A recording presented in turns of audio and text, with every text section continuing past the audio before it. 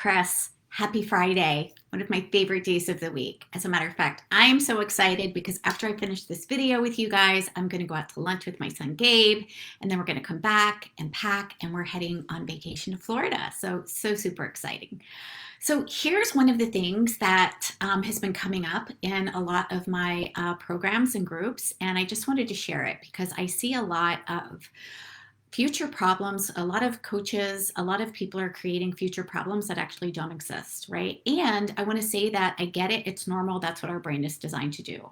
Our brain is designed to protect us, to keep us from doing the new thing that we don't know how to do yet, or take the action that we're not sure that's going to happen or whether it's going to work, because our brain basically says anything new, anything that we don't know how to do, we're actually going to die from. So I get it.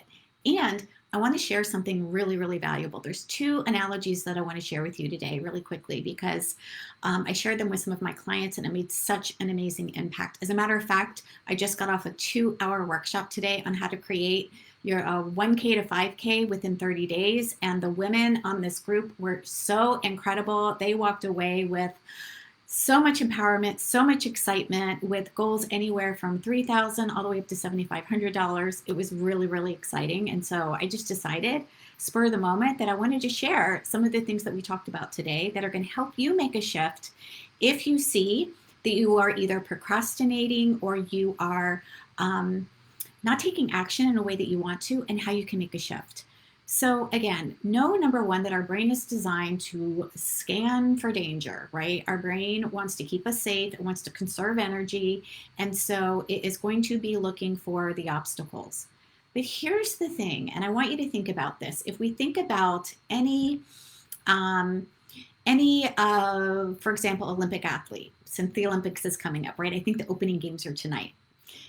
I remember when I was watching the Winter Olympics, and I think it was Lindsay, can't remember her last name, but she was a skier, downhill skier, right?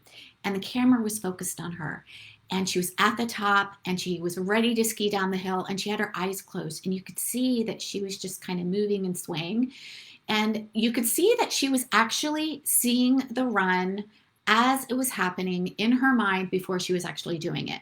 And what she was doing is she was following a clear path in her mind first. She was focusing on what it was going to look like and feel like. And that's why she was even moving her body, right? Because she was feeling what it felt like to actually go around the flags or jump over the moguls. And she was following the path in her mind. And what she was focused on was getting down the hill speedily and winning and having success. What she wasn't focused on was, well, what if I hit the flag? Well, what if I miss this piece? Well, what if I fall over the edge of the cliff? Well, what if I crash?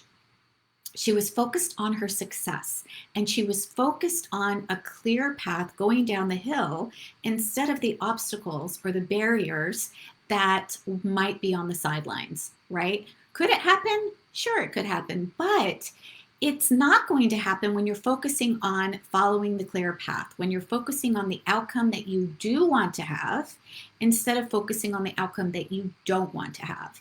And I see this all the time, whether it comes from, well, I'm afraid to get a rejection. I'm afraid to get a no. I'm afraid to have a conversation with somebody because I don't want them to say no. You're focusing on what it is that you don't want. You're focusing on what it is that doesn't work. So in order to shift, I want you to shift, and I want you to ask yourself a better feeling question. What is it that you do want, and what does that look like? If you don't want to get rejection, hey, Tammy, oh, I'm so glad to see you. If you don't like getting a no, stop thinking about it. Stop focusing on it. Think about, what would it be like when you absolutely got to serve somebody? What would it feel like when someone said, yes, I am so darn excited to speak with you. I am so darn excited to work with you. Focus on what it is that you do want. I want to give another example. Think about Michael Jordan, right? One of the best basketball players, right?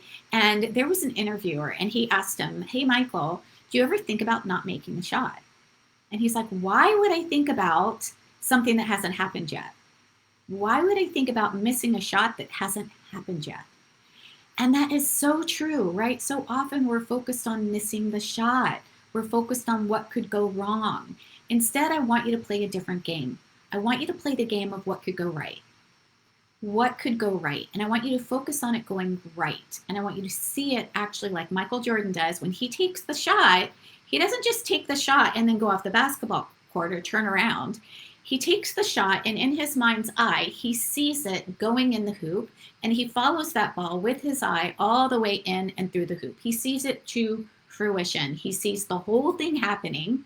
And what ends up happening is that the shot goes in. Now, does it happen 100% of the time?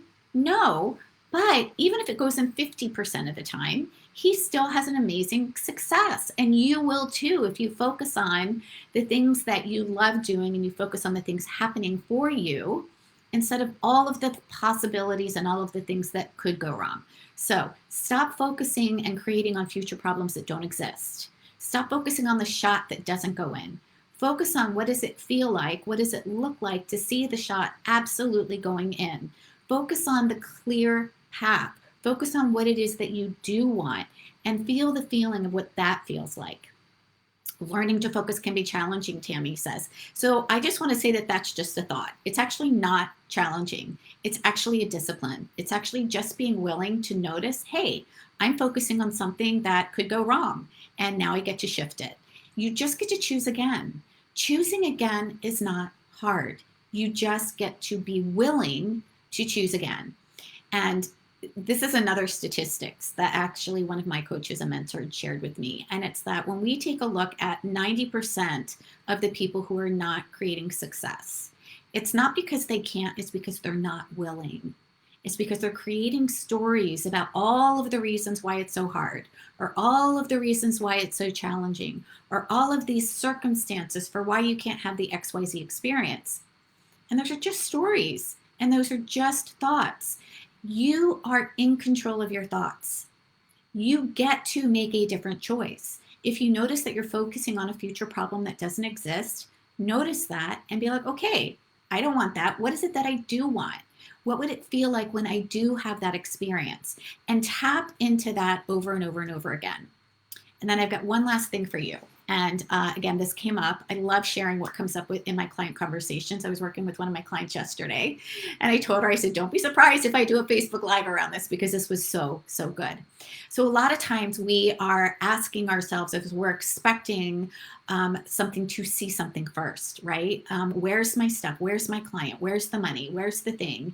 And we're like, I don't see my stuff. And the reason that we're not seeing it is because we are not energetically tapped in to that frequency. And here's what I mean about that. Think of a radio station, right? If you are listening to a radio station that is playing music that you don't like, maybe you don't like country, maybe you don't like hard rock, maybe you don't like classical, you are tapped in and tuned into that radio station, and you're seeing that, and you're focusing on that, and you're getting frustrated, and you're feeling icky, right? And it doesn't mean, though, like we know, that you can actually just change the radio station and go to a station that makes you feel better. The frequency of a radio station is there are unlimited possibilities here. You can pick so many different radio stations with which to choose. That's what the quantum field is like. There are unlimited possibilities. You just get to dial in to the outcome that you most desire. You get to dial in and to match that. So if you are getting something in your life right now that is not what you desire, stop focusing on that and start focusing on what it is that you do want. Change the darn channel. Change the channel. Go to the radio station that you do want. Go to the radio station that gives you a better feeling. Go to the thought that gives you a better feeling, because your thought creates your feelings, and the feelings is what is going to attract to you. And that is so, so exciting, because that means that you are 100% responsible for the results that you see in your life right now. And you can do that simply by changing the channel, simply by choosing on what you focus on. Okay, my friends, I hope this was super helpful for you. I would love to know from you, what are you focusing on? What can you celebrate today? As Friday, what can you celebrate? What can you focus on that is giving you an amazing feeling? What are the thoughts that you can focus on that is going to raise your emotional feeling to something that feels enjoyable, that feels fun, that feels pleasant? Because that is what is going to allow you to create more of those experiences and track more of those experiences to you in your life. Okay, have a great day. Bye, everybody.